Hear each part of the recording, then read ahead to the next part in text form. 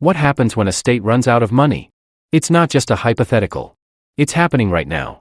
Imagine living in a place where the streets are crumbling, hospitals are shutting down, schools have vanished, and crime is on the rise, not because of war or disaster, but because the money is simply gone. This isn't the plot of a dystopian film. This is reality in parts of the United States. Some states are drowning in debt. Others depend so heavily on a single industry that if it falters, everything collapses. This is the shadowy underside of the American economy, and some states are quietly edging toward a cliff.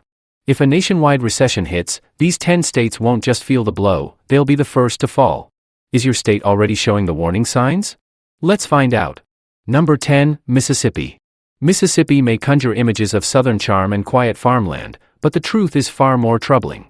It's the poorest state in the country. Nearly 1 in 5 residents live below the poverty line, and less than 54% of working-age adults are even part of the labor force, the lowest participation rate in the U.S. Economic growth has stalled. While other states attract tech and global investment, Mississippi's economy is practically isolated. Foreign investment accounts for just 0.003% of its GDP. Entire towns feel frozen in time, collapsing under years of neglect. Schools are underfunded. Hospitals are vanishing. But life goes on, for now. If a national crash hits, the question isn't if Mississippi will break. It's how quickly, and will anyone notice if entire counties disappear from the map? Number 9, Louisiana. From the outside, Louisiana is full of life, oil rigs, jazz music, vibrant culture. But underneath the rhythm is an economy on the brink. Over 18% of its population lives in poverty. And the state's over-reliance on oil and gas makes it dangerously exposed to global shocks. It doesn't help that Louisiana ranks near the bottom for education, infrastructure, and healthcare. Add in the frequent natural disasters, and you've got a state constantly battling both man-made and natural crises. Its emergency reserves are thin. Budget deficits are persistent. And if another oil crash or hurricane lands at the wrong moment, this state could unravel almost overnight. We're not talking hypotheticals. We're talking warnings, happening now. Number 8, Michigan. Michigan tells a story of survival, but just barely.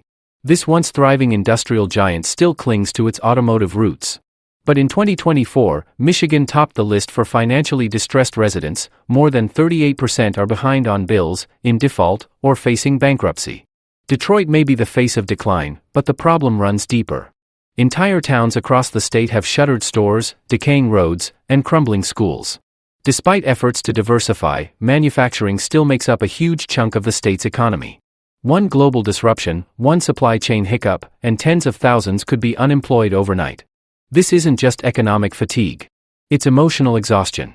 Michigan's families have endured decades of collapse, promises, and disappointment. The next economic downturn won't just bruise Michigan, it could break it. Number 7, Texas.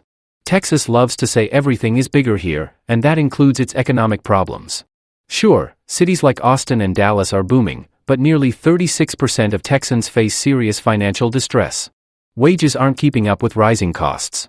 Housing has become unaffordable for many. Rural areas are being hollowed out. Healthcare access is among the worst in the nation. And even with a booming tech sector, most everyday Texans don't see the benefits. Then there's oil. Texas relies heavily on the energy sector. But that market is volatile, and when it dips, thousands lose jobs in a flash. Texas may look like a symbol of strength. But look closer, the cracks are already spreading. And when the national economy slips, the fall here might echo louder than anywhere else. Number 6, Illinois. Illinois looks powerful, Chicago skyline, major universities, economic clout. But look underneath, and you'll find a foundation ready to collapse. The state has the worst-funded pension system in the U.S., with unfunded liabilities exceeding $140 billion. Its budget reserves are near the bottom of the national rankings. That means if a recession hits, there's no financial cushion. Services get cut, infrastructure freezes, and schools and hospitals take the first hits. Taxes keep rising to cover the gaps. Property taxes are among the highest in the country. And people are fleeing. Illinois has lost population 10 years in a row, especially middle-class families who've had enough. Chicago may still shine, but the state beneath it is teetering on the edge. Number 5, Hawaii. Paradise? On the surface, yes. But the reality for locals is far from the postcard. Hawaii is one of the most economically fragile states in the nation. The cost of living is sky high. Nearly everything, food, fuel, medicine, must be imported, driving prices even higher. Over 20% of the state's GDP depends on tourism. That means events like pandemics, wildfires, or airline disruptions hit Hawaii harder than most.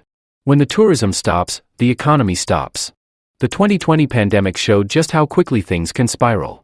Locals are being priced out of their own neighborhoods, and many are leaving the islands altogether just to survive.